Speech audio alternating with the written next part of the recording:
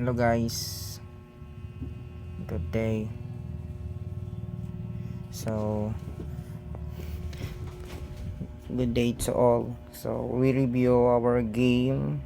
Start with e4 and reply Sicilian defense f3 e6. So it's a pleasure to teach you my strategic method, how I use Sicilian defense. So d4 after captured knight f6. So in this position there is a mini variation. There is many position if you transposition, but I choose to play e6 so that it easy to me to maneuver or counter attack. Although my position is late development, he counter me, but it cannot be mouth to mouth or kiss to kiss. But it's okay. Okay, play bishop transposition and so cherry Beningen variation.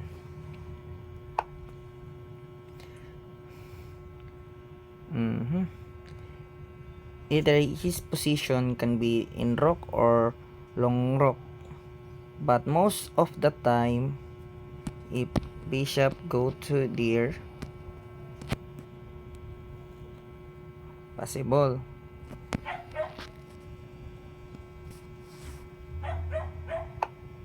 in rock, long rock,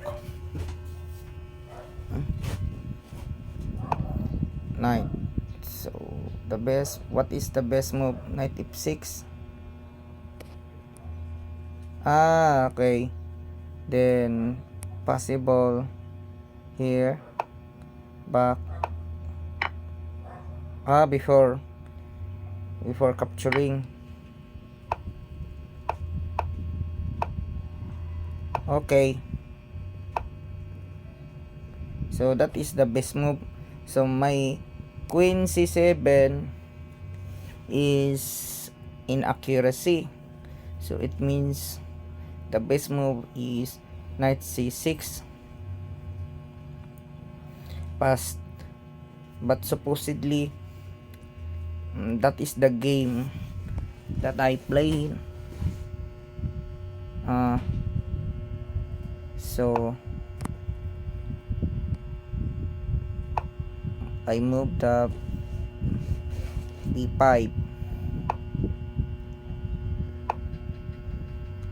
maneuvering knight so that my knight will not be captured by the pawn and advanced tempo.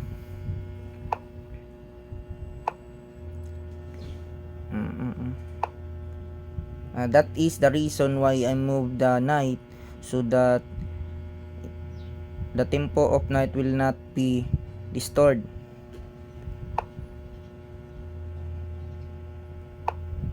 Okay, ignore and capture. Ignore the pawn and capture the knight, and after capture the knight, okay, okay, it's a bad move. Why bad move? Mistake. So I'll try something. The best move is there. Okay, bishop, capture, knight, capture again, according to the engine. So in this position,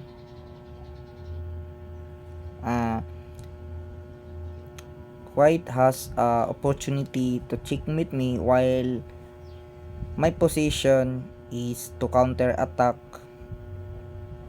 but in my variation is weak. So back to b4. So next knight and accuracy, bad move, mistake. So my plan is to go there. If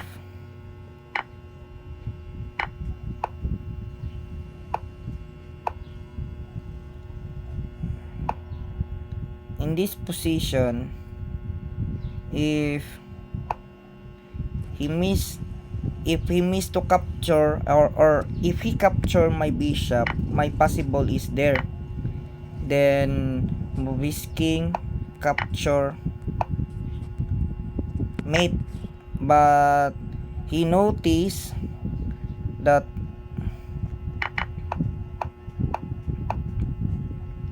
if he captured, he will mate. So he moved his queen and I moved the bishop, but the correct response is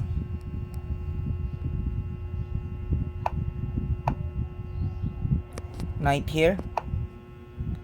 That is the correct response.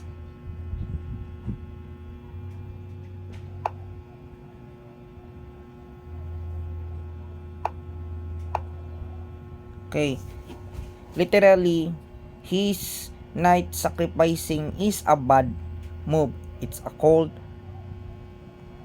blunder, but that is the game. Captured, position my rook. If I'm not position the rook, if I captured, the possible is I checkmate, or else check, then down, checkmate. So the possible will not be checkmate, is move the rook, then capture, knight again, position my queen.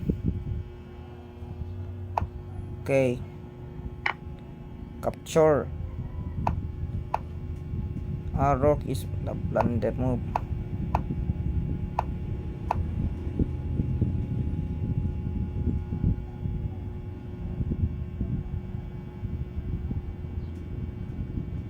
Okay,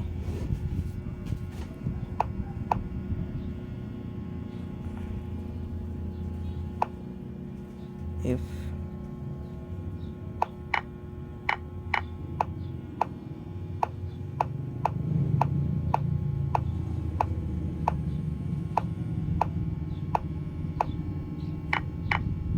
okay, spot move.